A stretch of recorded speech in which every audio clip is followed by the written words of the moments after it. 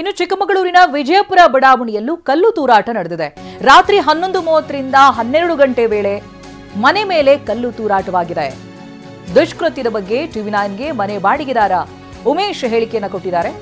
5ರಿಂದ 8 ಜನರ ಗುಂಪು ಕಲ್ಲೆಸೆದು ಓಡ್ ಹೋಗಿದ್ದಾರೆ. ಕಲ್ಲೆಸೆಯುವಾಗ ಕಿಡಿಗೇಡಿಗಳು ಯಾವುದೇ ಘೋಷಣೆ ಕೂಗಿಲ್ಲ. ಇನ್ನು ಪೊಲೀಸರಿಗೆ ಕರೆ ಮಾಡಿ ಪೊಲೀಸರು ಕೂಡಲೇ ಸ್ಥಳಕ್ಕೆ ಬಂದಿದ್ದಾರೆ, ಸ್ಪಂದಿಸಿದ್ದಾರೆ ಅಂತಾನೂ ಹೇಳಿದ್ದಾರೆ. ಪೊಲೀಸರಿಗೆ ಕಾಲ್ ಮಾಡಿದ ತಕ್ಷಣ ಸ್ಥಳಕ್ಕೆ ಬಂದಿದ್ದಾರೆ.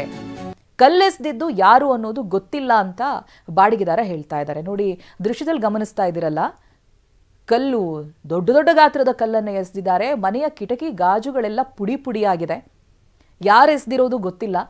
ರಾತ್ರಿ ಹೊತ್ತು ನಡೆದಿರುವಂಥ ಕೃತ್ಯ ಇದು.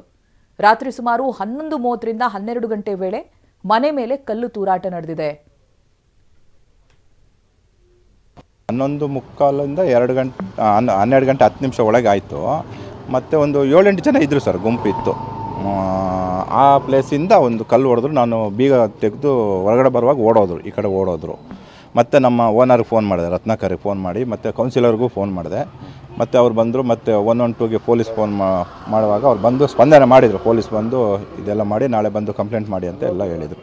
ಮುಸ್ಲಿಂ ಯುವಕರು ಘೋಷಣೆ ಕೂಗ್ತಾ ಇದ್ರು, ಇಲ್ಲ ಒಂದು ಆರೋಪಗಳೆಲ್ಲ ಕೇಳಿ ಬರ್ತಾ ಇದೆ. ಘೋಷಣೆ ಕೂಗಲಿಲ್ಲ, ಒಟ್ಟು ಹೊಡೆದು ಓಡೋದ್ರು, ಕೂಗ್ಕೊಂಡು ಓಡೋದ್ರು. ಮತ್ತು ಘೋಷಣೆ ಕೂಗಿದು ಕಾಣಲಿಲ್ಲ, ಓಡೋದ್ರು ಮಾತ್ರ. ಮುಸ್ಲಿಂ ಹುಡುಗ ಹಾಂ ಹೌದು, ಅದು ನಾನು ಪಕ್ಕ ನೋಡಿದೆ. ಅವರು ಅದು ನೋಡಿದೆ. ಏನಾದ್ರು ವೈಯಕ್ತಿಕ ದ್ವೇಷ ಯಾವುದಿಲ್ಲ, ನಾನು ಯಾರ ಹತ್ರನೂ ಹೋಗೋದು ಇಲ್ಲ ಅಂತ ಇದು ಮಾಡೋದು.